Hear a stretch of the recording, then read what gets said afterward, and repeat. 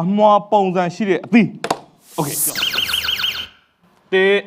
ပြောသည် အမွာပုံစံရှိတဲ့အသီးငါပြောသည်ဝိဟမ်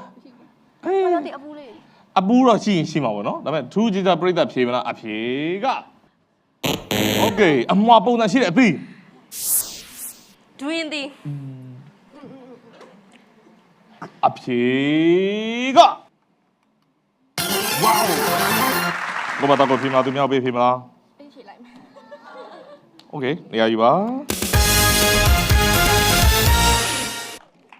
ဒီရက်ဒွင်းသီးဘယ်သူကြိုက်လဲဒွင်းသီးသူကြိုက်တယ်ဒွင်းသီးကြိုက်တယ်စီလားရှိရ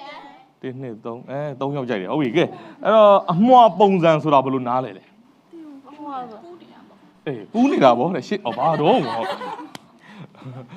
အမွှာပုံစံပေါ့နော်အဲ့ဒါသေချာစင်းတော့ဒူးရင်းသီးဘယ်လိုမွှာလဲဘယ်လိုအမွှာပုံစံရှိလဲ